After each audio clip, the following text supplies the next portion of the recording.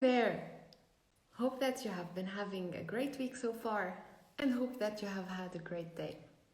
I have a very special live this evening because I will be chatting with Oliver, who has a great experience in retail, in the market, and has a great perspective and insight to share with us. Oliver has a show entitled The Retail Transformation Show, and it's a weekly podcast. Each week, during 30 minutes or less, Oliver shares a mix about many aspects related to retail today, retail that is happening. So, the podcast will give you lots of insight and will give you a unique perspective and a greater awareness of what's going on the market. I'll be joining Oliver today, and it's Oliver's debut on Instagram. So, I hope you have a great experience with me. And I hope that you'll be enjoying the session because we have lots of things to talk about. Hey, Hey, Carlia, how are you? I'm fine. How about you? Really great, and all the better for seeing you, to be honest. Thank you. I hope that this Instagram debut will be. It is. It's my Instagram live debut, so yeah, it's great. Yes, I hope that's going to be great. We have lots of things to be talking about today, and I'm going to leave the floor entirely to you to introduce yourself, to introduce us to the Retail Transformation Show, and then we'll be hitting on the hot retail news of today. So I leave the floor to you, Oliver. Super. Well, thank you so much, firstly, for having me on. It's a real pleasure to be chatting with everyone today. Thank you. So I'm an independent consultant. I'm founder of OB&Co, and I help retailers to transform and evolve in the changing retail marketplace.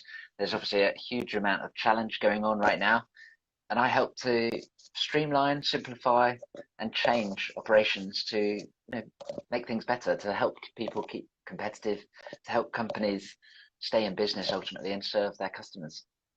Perfect. So Um, you look at a lots of insight into your show and you present the material in a very simple way. How do you do that? I like to ask simple questions, in short. So yeah, you're absolutely right. So my podcast is called the Retail Transformation Show, which is a weekly show, really exploring all of the different aspects that there are around the world of retail transformation. And there's a huge number of different avenues we go down. So it's split between solo shows with just me and inviting a number of really expert guests that I'm frankly privileged to be able to connect with. Um, and it's all about, frankly, for me, understanding what's going on. I think there's a huge amount going on in the world of retail right now. Yeah. But I also think there's a couple of key things which I'm keen to demystify for people. One is there are some really simple things that everyone gets wrong, and we like to ignore them. So I think let's face into them. And two, we have to talk about making things happen. I think we can talk all day long about, ideas and so on. But if nothing changes, then ultimately, what's the point? So I'm a big believer in taking action, and whether it's my show, or whether it's client work or a virtual event and so on, I like to make sure that people leave with a takeaway, something they can actually tangibly do Yes. to make things better. And so we're talking about making things happen in retail because, as you said, most of the times we like to ignore these things as we might be a little bit lazy, I think. There's a whole host of reasons. It's lazy and it's difficult. Yeah, and it's costly. We're going to talk about all of these in a few, but firstly, how do you prepare for your show? How do you get all of these insights on a weekly basis? Is there a process that you follow? Well, I wouldn't say I have a strict process, to be honest with you. Um, I'm really passionate about the world of retail, so I like to keep my finger on the pulse through social media, through a number of different websites and outlets, and sort of insight agencies and so on, and then also talking to fantastic people that are in the know as well about different aspects. So I think all of those, and then combined with some curiosity and a willingness to learn and find out more, Yeah. helps me a huge amount, to be honest with you. Yeah. So I just enjoy diving into all these topics. Some I know and I specialize in. Others, frankly, are quite new to me or not down my specific alley. So it's great in that respect. And I've personally learned a huge amount from, I'm up to what I think episode 85, 86 this week. So I've learned a huge amount from all of those episodes as well. Yeah. I won't, Yeah. I Sure. won't beat around the bush. Yeah, so you'd be having every week a new insight, and you'd be enriching your experience.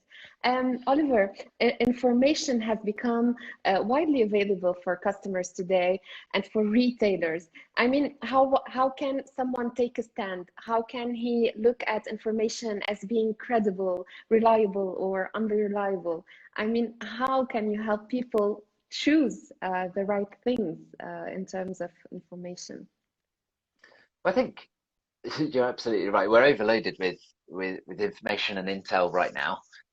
There's so many different sources, and the whole sort of hashtag fake news has gone crazy over the past few years, rightfully so, actually, Yeah, because there is a lot of hot air out there. And I think what's really important, I think when you're looking at should you trust a source, one is, are they a credible source? Is it if it's an agency, a big news agency, should you trust them? Do they have a decent, credible sort of authority? I can't quite think of the right word. You know what I mean? They're respected in the market. And number two, use this. yeah, Does it make sense to you?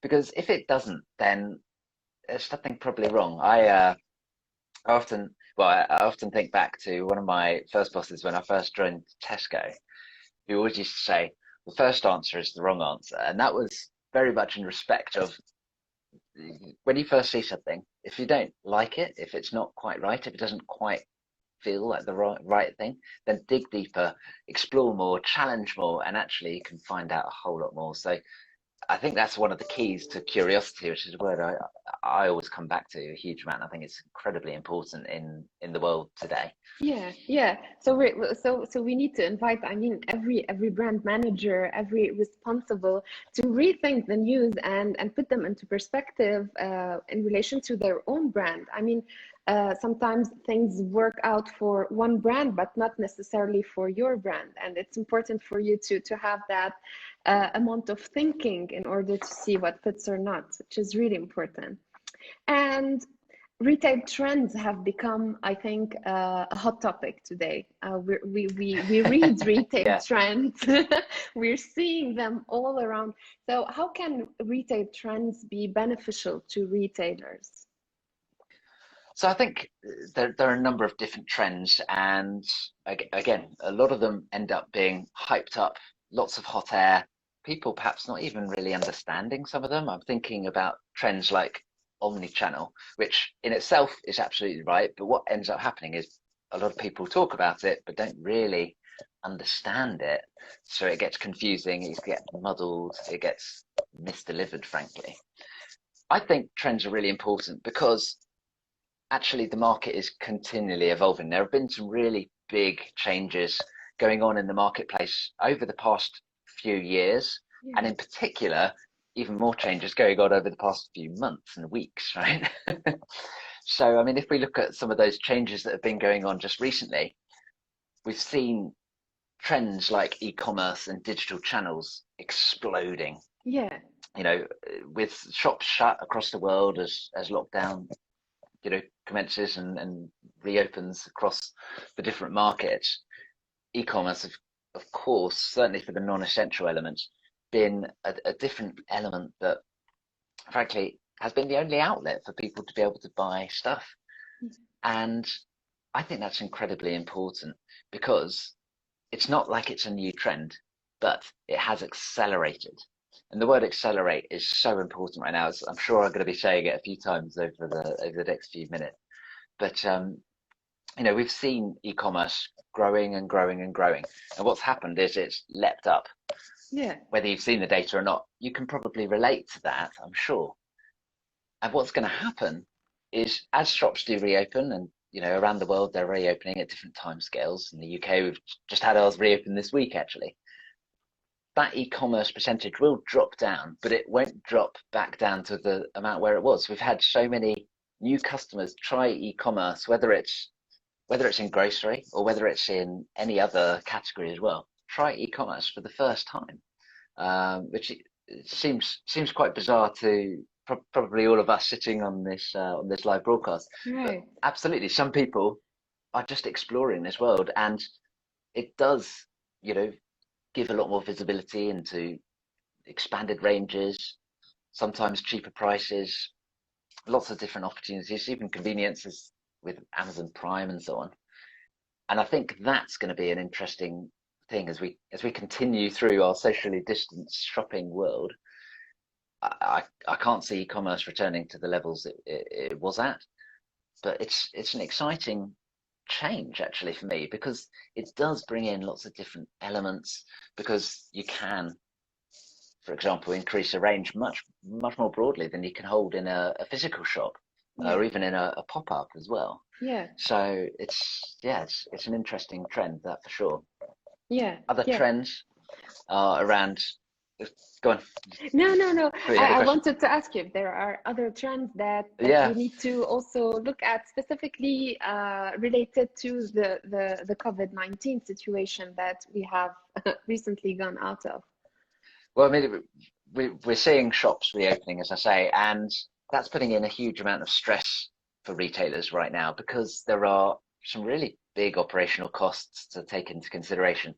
Whether you're like Apple and you're taking temperature readings of customers on the door, that's a role that didn't exist a few weeks ago, or whether it's just the sheer increase in cleaning activities or the expenditure of PPE and perspex screens and all these different measures that you take to keep your staff, your colleagues, and your customers safe as well, which absolutely is increasingly important. I think loyalty is going to be largely driven by safety perception over the next few months, whilst coronavirus continues in its current form, certainly. Sure. Yeah. But all of these different measures do cost money, and that adds complexity to the operation, which, let's be honest, is putting more pressure on what's already quite a tight and squeezed P&L for many companies. So it's going to be increasingly important to simplify, to streamline, and to cut out the waste from your operation, whether that's actually cutting some of the propositions that are perhaps nice to have but not essential, whether that's finding process efficiencies and optimization of your operation, or whether that's actually using technology as well to, again, streamline through, cut out some of the costs, and actually, make the most of what you've got, essentially. Yeah, especially So I think I don't know if you agree or not. If a brand has many outlets or many distribution channels, if we might use the word, then after this situation, it should rethink how each channel should operate at its best, or in order for it to be most efficient, in order to meet with all of these new transformed habits, let's call them, not new habits, and make more sense in this market, right? So if we're talking about retail transformation, if we want to give it like a definition, is retail transformation really a transformation, or is it a process? Oh, that's an interesting question. So first and foremost, and I think there's different opinions here.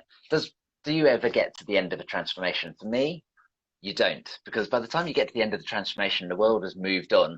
So you need to continue to transform. Yeah. Does that make sense? And I think in that respect, it's always important to continue to transform, to continue to change and evolve, because the world is changing so fast right now, whether it's changing consumer habits, whether it's the advancement of technology, as we we're just talking about, whether it's changes to actually elements like how we live, how we communicate with each other. Doing live streams like this a few years ago was basically impossible or unheard of, right? Yeah, yeah. So I think there's some really exciting changes, and they continue to evolve what we, with our consumer, our customer hat on, how we want to live, how we want to connect with retailers and with brands. And I think, you know what, it's important to stay relevant. Unfortunately, we've seen too many companies decide to ignore transformation. We've seen too many companies decide to actually say, we're okay as we are, it's not changing that much, and they've paid the ultimate price. Yeah, And it pains me to say it, and we continue to see it. And I unfortunately fear we're going to see more and more companies pay the ultimate price over the next few months. Yeah, becoming irrelevant and just becoming unfeasible financially, and having no place in the market. I think that's a big challenge that many retailers need to face into. What is their place in the market? Yeah.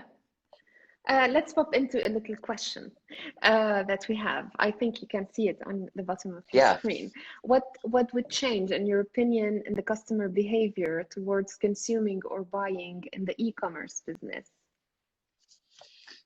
So I think e-commerce changes the buying habit quite a lot from a customer's perspective. Obviously, it's 24/7, whereas shops often aren't.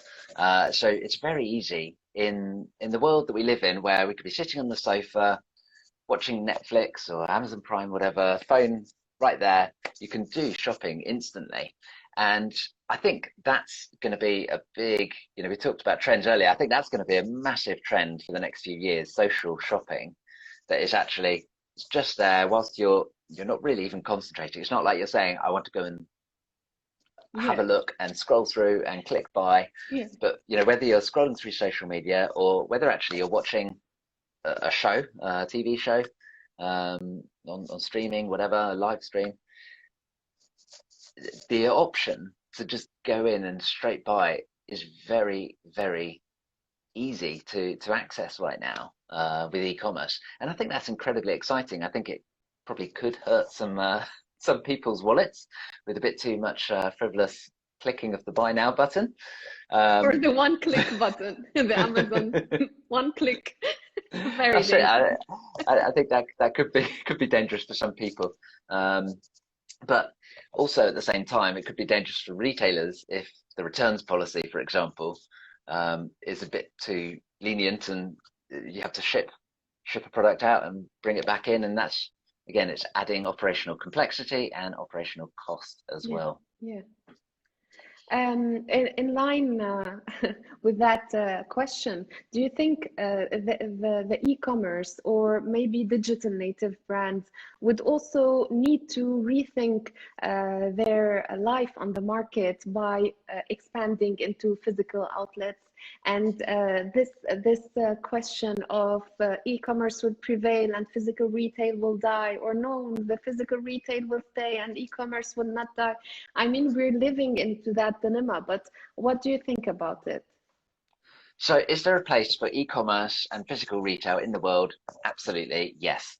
I think we're as humans, we are social creatures. We love the human to human relationship, and it doesn't get any better than talking to people face to face, getting advice. And I think there's so much that physical retail has to offer, but at the same time, there's lots that e-commerce has to offer as well. So is there a place for that omni-channel where the channels merge and do serve as one?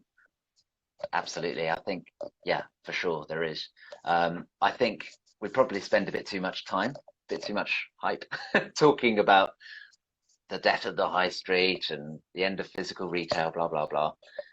It's not going to happen, not for a long time. I can't see it happening. People want to congregate and have a community. Will Will shops be as they are? Probably not. I think we'll see more shops being used for micro fulfillment centers.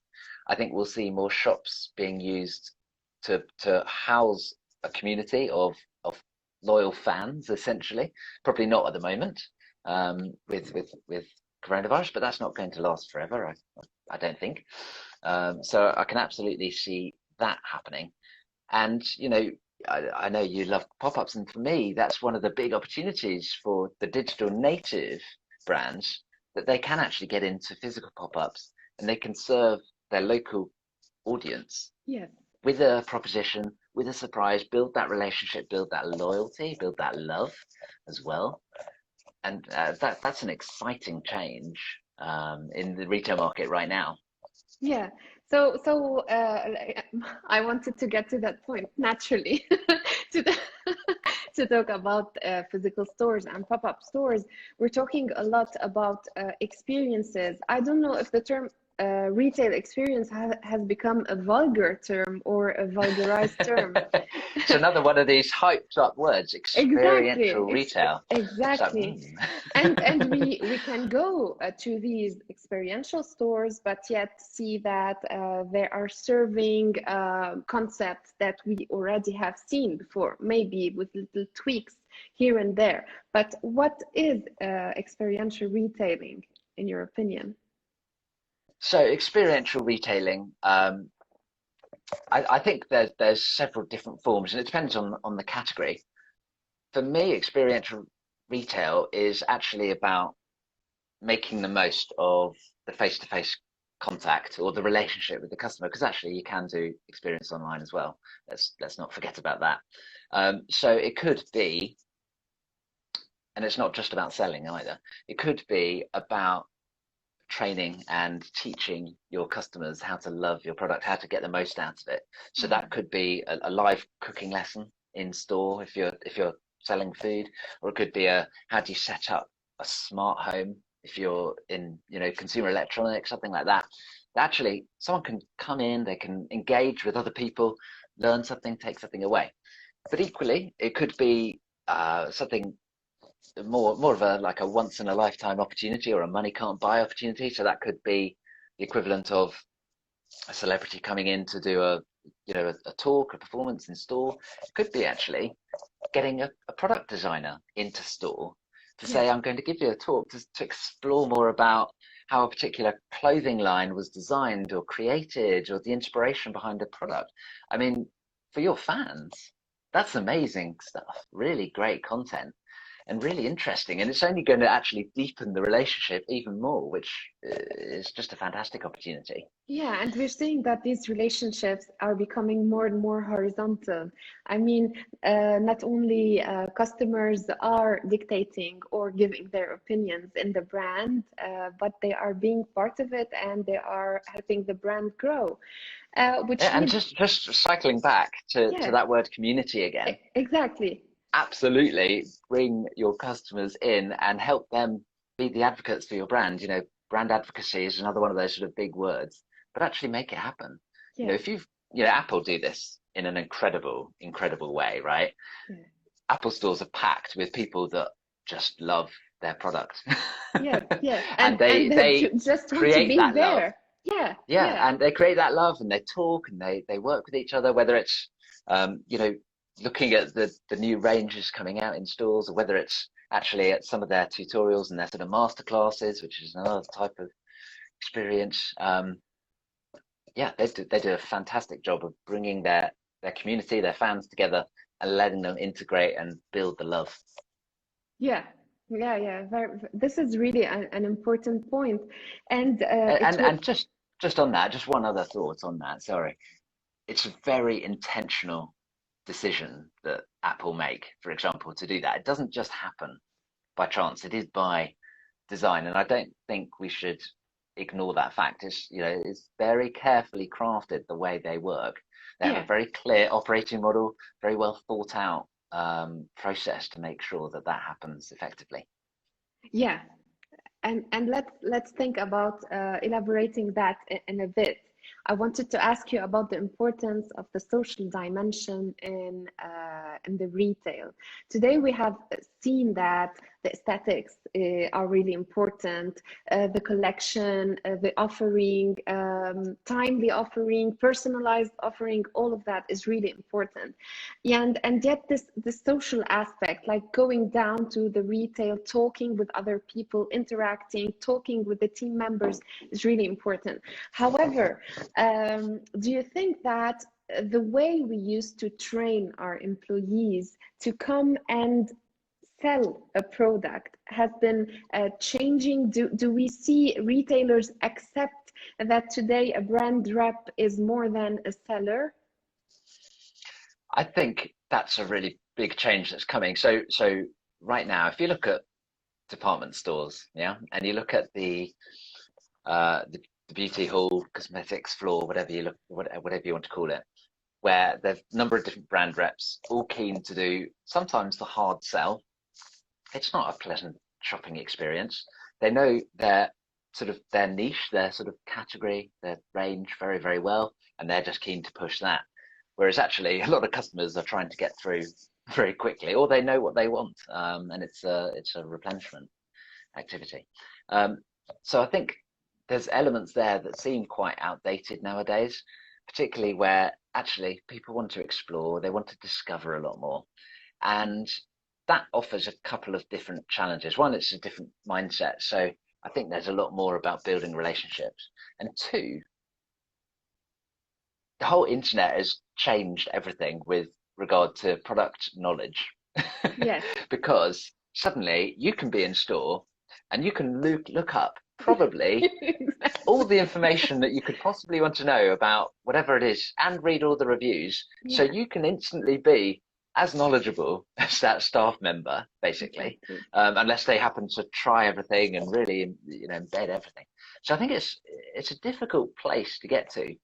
But for me, what you want to be looking for in staff members is a couple of things to help with this challenge. One is just really passionate about your particular area, your particular category, so that they want to learn, they want to understand more about it. So if you work in a supermarket, ideally you want people that are passionate about food. If you are, in Apple, if you're Apple, you want people that are passionate about technology, for example. Yes. So I think that piece is there. And the second piece is they're curious about other people as well. They're curious to understand more about your customers. So they go in, they understand about the lifestyle, hold a conversation, and be genuinely interested. I think that's a huge opportunity for many companies. Yeah, yeah. Being authentic with the customer. Let's talk a little bit more about pop-up stores because I love them. Yeah. In a retail transformation context, where do pop-up stores stand? Do they only come in to complete other channels, or have they become integral parts of today's brand strategies? So I don't think they've become integral just yet, if I'm honest. I think we're at the early stage of their adoption. So we've started to see them, particularly over the last few years. Right now, obviously not ideal. But I think as we start to see our towns, our city centres, our shopping malls become more and more challenged in terms of the retailers that do operate in them, I think there's a big opportunity for pop-ups to play a really relevant part. Mm-hmm. We've got e-commerce as a channel. In terms of fulfillment, it's going to be hard to beat that. So I think the opportunity for pop-ups is to really connect with customers, create a relationship that is face to face, use that power of people rather than just open up a physical showroom rather than a digital showroom, for example. Yeah. And do something fun. Encourage people to talk, communicate, ask questions, explore, discover.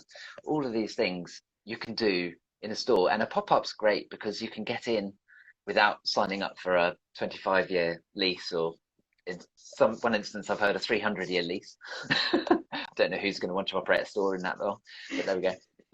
And I think so. So pop-ups are interesting in that respect because you can get in, you can do something really exciting, Yeah. and you don't have to continue to evolve it, which obviously costs money. And you can then move it around. You can take that same pop-up to another city, another town, another shopping center, whatever that looks like, and engage a whole lot more customers in the Yeah. same way.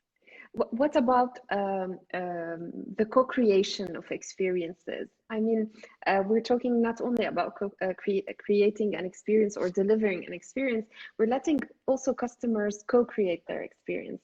But does it really stick to the level of taking an action as a customer in the store? Does creating an experience is strictly related to me going and taking a cooking class, or does it have another dimension that we haven't explored yet? I think, I mean, that there are lots of different avenues that are category specific, whether it's fashion shows, or meet the designers, as I mentioned. I, I just think there's so much opportunity for creativity, and I think what's really important for companies to think about is if they're thinking about their pop-up strategy, their pop-up experience, it's got to boil back down to the brand's purpose and values. You know, what is it there for? Why does your particular brand exist in the world? What's the point? And by the way, it's not to sell stuff. Yeah, That's not the reason. That's not yeah, what. yeah, No one says I want to go and buy some stuff. They've got a problem. They've got a passion. They've got a goal, a pain, something that they're trying to achieve, and being able to answer that particular challenge is really important. And yeah, so I think when you're thinking about what your pop-up is there for and what it does, it's got to absolutely be in line. So if you are wanting to help someone be the best dressed version of themselves to be able to, you know, get out and get a job, for example, then actually, how can you tailor your pop-up with some relevant experiences and relevant propositions to encourage that more and more? And yeah, actually, there's a big opportunity there. yeah, So yeah, bring it back to your brand purpose. And if you don't have one, get started, okay? Because it's going to be increasingly important in the crowded marketplace that we're in right now. You've got to be able to stand out, and you know, consumers. Let's be honest. Let's look slightly wider right now. Consumers are in a few different places right now. So financially, they may be quite well off because they've been furloughed, they've been perhaps supported by government schemes around the world, and they've got a lot of time on their hands. But at the same time, they may have lost their yeah, role and yeah, be really financially squeezed. yeah, And there's a global, perhaps, recession coming, which could be worse than 2008, which will only stress that situation even more. yeah, So people are going to have a limited wallet to share around. So you want to make sure that you are positioning yourself to be the brand that they love and will absolutely make the cut when they decide, actually, I've only got a few pounds, euros, dollars to spend this particular week or month. yeah. I'm We going to have to spend it make it with you. Yeah. worth it for them to come and spend it.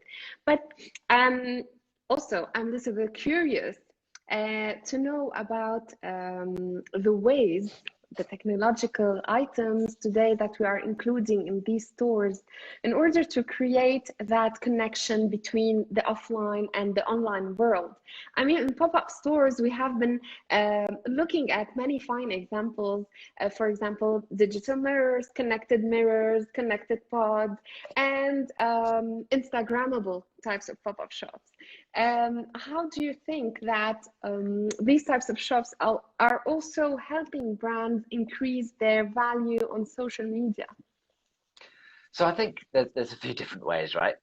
First up, it's highly dangerous to go for too much gimmicky stuff Yeah, that is using technology because it exists, and I really like technology, so I'm going to put this in as as a cool thing to do. And actually, it doesn't yeah, really serve your customers. It doesn't have any relevance. Maybe it doesn't work properly. That's the worst possible scenario. So I think that's firstly very important, and you know, therefore it must, if it's not just there for the sake of it, it must therefore support the purpose of your pop-up and your brand. So it's got to play a part. I think Instagrammable stuff, yeah, absolutely. Depending on the market, if it's something quite cool. So not a pop-up, but Adidas opened up a store in London recently that was absolutely loaded with gadgets, but they all played a part in the journey in a really neat way. Whether it's analysis for your particular running style to then recommend a different type of running shoe, or whether it's actually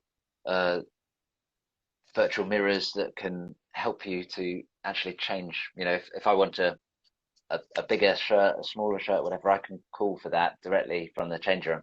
Stuff like that is really very neat.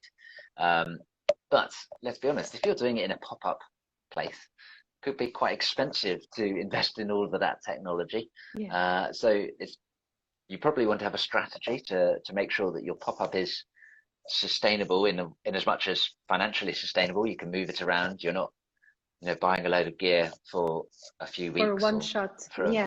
Yeah. one shot. Exactly. So you want Yeah. to be thinking as a plan, how do I move this around? How do I take this virtual mirror, let's say, for want of a better example? How do I then take that install and put it, you know, move it around every month and move that pop-up around and get the best return on that investment, both time and money, Yes. of getting that system to work and be integrated. Sure. And finally, if we want to wrap up all of these elements in terms of retailer strategies, what they should offer, what they should do for consumers, etc., what about today, the importance or the place of social media communications vis-a-vis retailers? How are they merging? Is it doing them justice or not? Well, social media is such a big thing right now. It's one of the big trends that's continued before coronavirus, and now it's changing how we communicate. And actually, what we've seen is people have turned to social media more than ever before. About 4 hours a day on average, people are spending scrolling the news feed, watching stories, watching lives, etc. Yeah. So it's a big investment. If you think 4 hours a day, that's quite a lot. And brands absolutely can play a part in that conversation, and it is a conversation. It's not a broadcast mechanism necessarily, and it can be, but actually, how do you get the engagement? It's about recognizing individuals, and there are some companies that have done this incredibly well. So if you look at Primark, for example, in the UK, they don't operate online, so their stores have been closed. They've been taking no money in through the tills in the UK. And you'd think that was a pretty bad thing. But what they've done with social media is they've kept the conversation going Yeah. again and again. And actually, what's happened when they've been reopened, we've been reopened for 4 days in the UK, and they're one of the winners already. People Yeah. are so keen to get out because they've kept in touch with the brand. They're still in conversation. It feels like actually from me as a consumer to Primark, there is a relationship there. I want to go out. I want to go and see that brand, see what they're up to, buy some clothing because I want to look great. I've got some replenishment of clothing to do, etc., etc. So they've kept the conversation going in their front of mind. So when people start to think, I'm going to go shopping, where do they think? Primark. It's the company that they Yeah. love and they're Yeah. in contact Yeah. with all the time. And that doesn't need to be Primark, but it's a great example of a company that do really great social engagement. Yeah. There are lots of other companies as well that do some fantastic stuff with live streaming, particularly in China. Actually, we're seeing live streaming absolutely taking off in a massive way, and it's interesting that retail hasn't picked that up so much right here in the Western world so much. Yeah.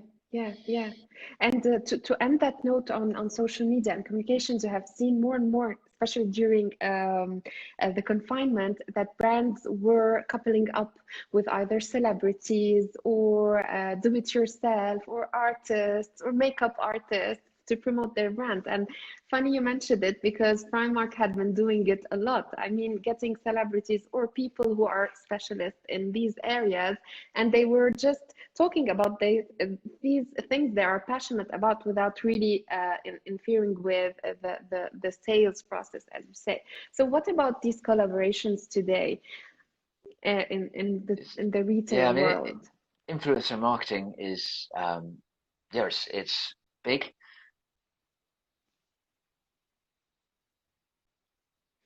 I hope that we're not losing Oliver. I hope that I'm not having a technical difficulty. I'm going to wait just a little second. Oliver, yeah, I caught you. I caught you. Yes, we're back. I was just saying, so it's very easy to waste quite a bit of money if you choose the wrong influencer for Yeah. your particular brand, Mm-hmm. that perhaps doesn't embody the same values. We've certainly seen some examples recently of brands that have actually coupled up with an influencer and it's not worked out and it gets all nasty and it doesn't look good on anyone. Let's be honest. It's like if you were watching that conversation happening, it's basically you're watching a bickering couple and it makes you feel uncomfortable, right? It's like, I Yes, don't want to be here with this conversation. So where am I going to go? I'm going to go elsewhere. right. So, yeah, I think it's a big opportunity because it does create the personal connection with a brand. And actually, people like people buy from people. We've all heard those sort of statements before. And influencer marketing is that coming through for sure. Yeah. Here's my prediction as to where we go next with this is actually Yeah. digital influencers that don't exist. So in China, we're seeing some social media influencers that are completely fake. They're it's not that someone's just pulled a picture, but it's a digital person that can do live streaming and do digital photos and stuff like that. And I think that could actually be just a really interesting and abstract way of actually you have this. It's basically an AI with personality and the Yeah. image that you want to portray. And actually, I think that could be really powerful. And this is taking retail, I think, at a really different dimension than the Yep. dimension that we are seeing Yeah. today. Great. Yeah. Absolutely. Oliver, let's wrap up everything that we have discussed today and see if there is anything else that we'd like to add. So we've basically started with three challenges or retail transformation challenges that we highlighted today, and we added on to those. Let's recap and please give us your final insights on that conversation. Yeah. So retail's in a tough time at the moment. No one's going to pretend otherwise. But what we've seen with coronavirus has accelerated what we were already seeing in the marketplace. And it's that word accelerated, which I mentioned earlier. You've got to really recognize that. Things haven't changed. It's exactly the same rules that we used to play to, but it's much faster. So e-commerce and all of the digital channels have got faster. We've seen operational costs continue to get squeezed, and that's hurting profitability for a number of companies.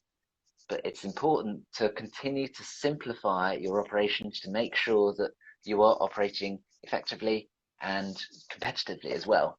And then we've seen some huge change in consumer habits. Social media is one of the ones we touched on. It's increased to a huge amount. Actually, safety is another one we didn't really touch on in a huge amount today. But people are now going to be looking for retailers that help them feel safe. And I think that's a really interesting thing. So the world absolutely is continuing to change.